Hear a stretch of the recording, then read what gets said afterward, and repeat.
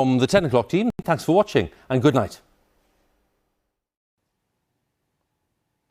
You're watching BBC News. We'll have the papers shortly, but let's get more now on the sad news this evening that the cancer campaigner Dame Deborah James has died. She was 40. Her family has just announced in a statement. They described her as an inspiration.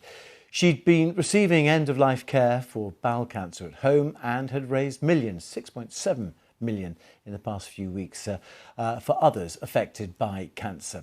The host of the BBC's You, Me and the Big C podcast was given a damehood in recognition of her fundraising in May with a special visit from Prince William. Writing on Instagram, her family said that they were deeply saddened to announce the death of Dame Deborah, saying in her most challenging moments, her determination to raise money and awareness was inspiring. They shared these final words from the most amazing wife, daughter, sister and mummy.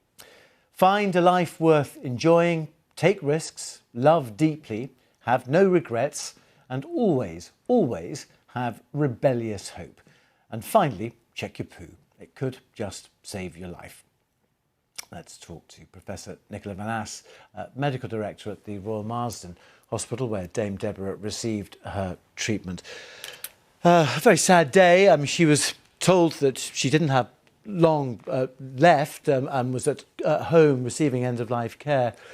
What was she like as a patient, first of all, and as a person, before we come on to her campaigning? She was truly remarkable. I mean, I had the privilege of getting to know her, some of the work she did for the Royal Marsden, the Royal Marsden Cancer Charity, and raising awareness for bowel cancer. She was, she was brave, she was funny, she was energetic. She just was a truly remarkable individual. And as has been evidenced in the way she spent the last few weeks of her life, she died as the way she lived. She was just someone who was truly inspirational and will be missed by all. And how inspirational would that have been for fellow bowel cancer sufferers, many of whom presumably she met at your clinic, at your hospital? Yeah, I've heard so many patients talk about Deborah and say how much of an impact she's had on them, them personally, but also how it's given them courage to talk about their cancer to others, and how much awareness she's truly raised. She always felt that bowel cancer was a cancer that didn't get enough recognition, and she said it was because, as you said, you must check your poo, which she was very vocal about. But she has made a huge impact, and Deborah's legacy will be felt for many, many years in such a positive way. The treatment that she had, how painful, how grueling would that have been for her to keep up that strong spirit, that rebellious spirit that she talked about? She had a never give up attitude, and she had so many different treatments, and she was treated under our GI team led by Professor Cunningham at the Marsden, and she had so many different chemotherapy treatments. She had novel targeted agents. She had radiotherapy treatments, including techniques like the cyber knife, which is a very accurately focal treatment. She had radiofrequency ablation treatments of areas in her liver. She literally had every treatment that was possible, and she did remarkably well for a long time. But unfortunately, as she said, that her body was too tired eventually, and she obviously made the decision that there was no further treatment, and she wanted to die at home with her family. It must be so difficult for you and your fellow professionals dealing with people like this and having to speak so frankly about what their prospects are. When she was first given the diagnosis, was there a change in her attitude then, or was she consistent always? I didn't know Deborah when she was first given her diagnosis, but I got to know her when she was quite well into her treatment, and but I can imagine that she was courageous from the start, and that courage just grew and grew as her treatment went on, and she always believed that she was going to be the one, and she was going to beat this cancer, and she tried everything, but even when she knew she wasn't, she still didn't lose her courage, and she also still didn't lose her unbelievable energy and her sense of humor. She was always a pleasure to be around, and those of us who've come into contact with her will never forget it. Was she actually staying with you for treatment for several days or weeks at a time? And I just wonder what sort of charisma, character she had when she was in hospital. Yeah, she was. Luckily, most of her treatment was as an outpatient. So, but towards the end, she did have some protracted admissions, and I mean, she was always, she was a pleasure to nurse. The nursing staff got to know her really well and became extremely fond of her. But most of Deborah's treatment over the years at the Marsden was as an outpatient, and so the people the staff on our chemotherapy day units, our radiotherapy treatment units, our interventional radiology units, they all knew her extremely well and were very fond of her. She raised, I think, 6.7 million, probably many millions more now, with this announcement. People asking for people to donate to the bowel cancer charities. Will that have saved a lot of lives in the long run, do you think, in terms of just awareness and improved treatment? Well, the Bowel Babe Fund was just unbelievable. I mean, she launched it, and I think she wanted to raise 250,000 for the Royal Marsden Cancer Charity and for Cancer Research UK and Bowel Cancer UK. And within a day, it had gone over 1 million. And as you said, the last time I saw it, it was over 6.7 million. And that money, Deborah was very keen that money was used specifically at precision treatments for bowel cancer. And that's what we will do. We will put it into research to study and improve the way we treat bowel cancer, to make the treatments more effective and kinder to patients. And it will make a huge difference. The money that Deborah has raised will truly save lives. Just a final thought. I mean, you treat so many people and you've seen so many people succumb to cancer. How will she stand out, though, for you, as of all the patients you've dealt with? Well, I mean, as I say, she wasn't actually my patient, but I did have the privilege of getting to know her and all the work she did with us at the Marsden. And, she was just a force of nature, Deborah, and she will never be forgotten. OK.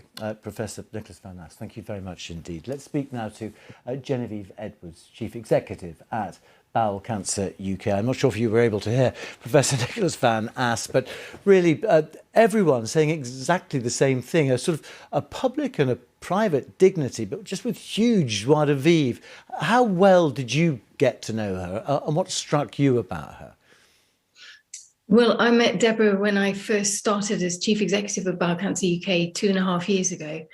And her energy and drive and determination, but just sheer warmth and compassion really shone through. And that's very much what Deborah's done. Even in her most difficult personal days, she's never stopped helping other people. She's never stopped shining a light on bowel cancer. And she's never stopped raising that awareness, and will undoubtedly have saved countless lives. She's never stopped going. And I think, we knew she was gravely ill, but she will be so very much missed by everyone whose lives that she's touched.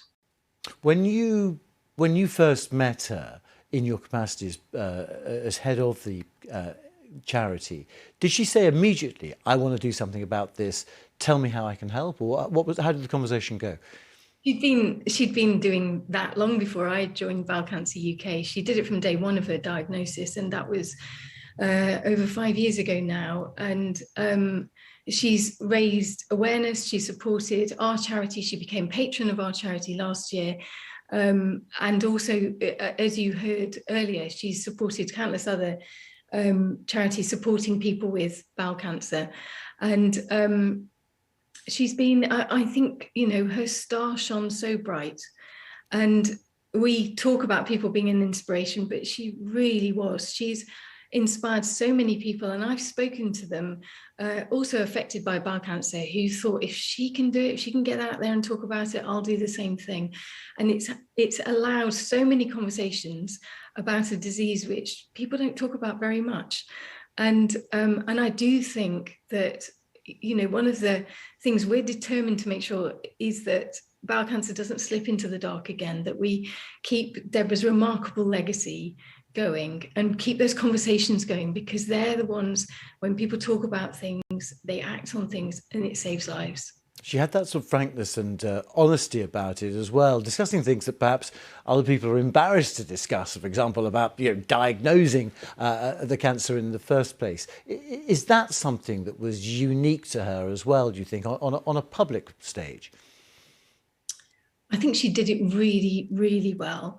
She always talked about, she always signed off, check your poo. And that's not something people are necessarily comfortable with saying, but it's the reality. And, as she's often said, this is a bit of your body. It digests your food. Everybody has it. And she's really helped to kind of normalize those conversations and make them easier to have. And I think that is hugely, hugely important. It's the fourth most common cancer, and yet we don't talk very much about it. And Deborah's changed that. And I think that's a phenomenal legacy. And it's not, and that's part of what she's done. There's so much else that she's achieved. And she's been very, very inspiring for the bowel cancer community and beyond. And you can see how she's touched the hearts of so many. And just a final thought for her family, Sebastian, her husband, Hugo, Eloise. How should they be remembering their mother, their wife tonight, do you think? That is very much for them. Our hearts are very, hugely with them. This is a time of great sadness and loss for them. And we will all miss her dreadfully, but no more so than her family. And our heartfelt condolences go to them tonight. Genevieve Edwards, thank you very much indeed for speaking to us tonight.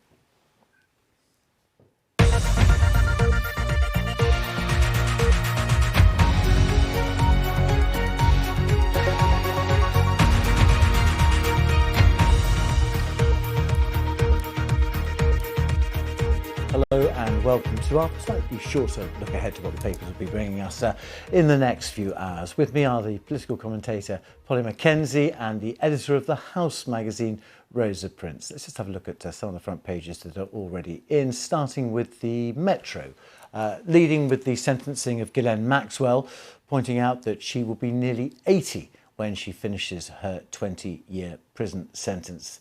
The Eye focuses on the plan for a new Scottish independence referendum, which was announced earlier by Nicola Sturgeon. The Guardian says it puts the SNP on a collision course with Westminster over the legality of that vote.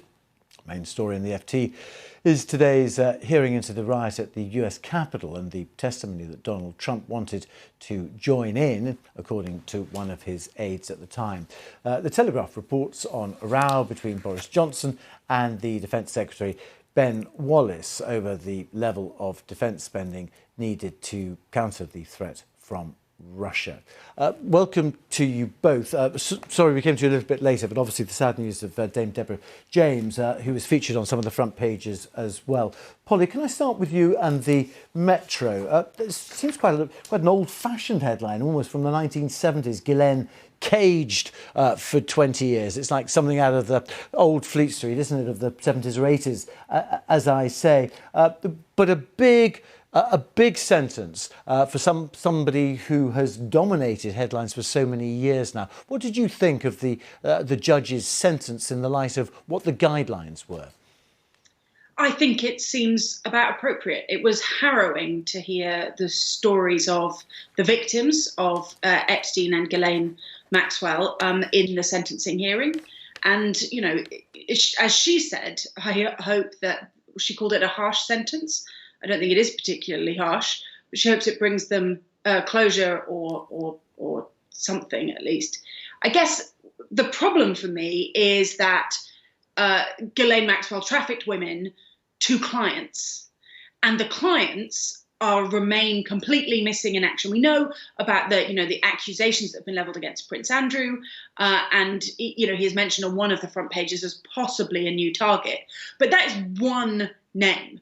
The rest of this kind of mystery of who these women were abused by as a result of the work that Epstein and Maxwell did remains just exactly that, a mystery. And justice will not be served until those clients are also brought before the criminal justice system, which I hope the FBI will at least begin to address itself to. Rosa, she addressed the court in detail for the first time. There was an apology. The biggest regret of her life was ever meeting Jeffrey Epstein. Do you think it went far enough? A lot of the victims are saying that it didn't really. It was a hollow apology.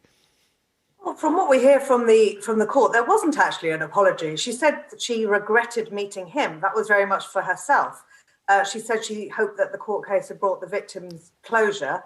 Again, she didn't really say, I'm sorry I did this. And in fact, she really sought to portray herself as a victim herself of Maxwell.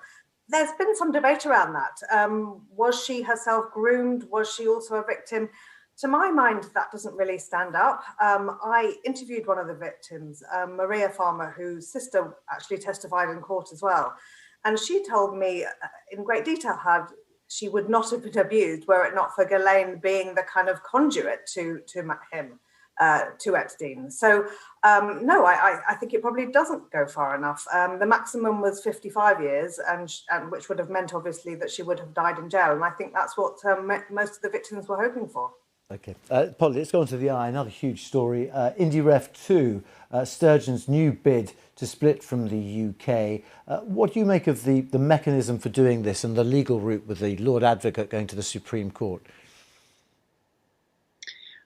Well, I mean, they are in the end asking for the democratic mandate is what matters to them most of all. The Supreme Court is a United Kingdom government. There's a certain irony, I guess, in appealing to a United Kingdom government rather than risking anything within the Scottish courts. It's clear that they actually don't have a legal basis for this referendum, but they want to kind of focus on the fact that they did win a majority of seats, and a majority of the vote at the last Scottish elections went to them and the Greens, who both have advocated for a second referendum. It's just really depressing for Scotland that this is all that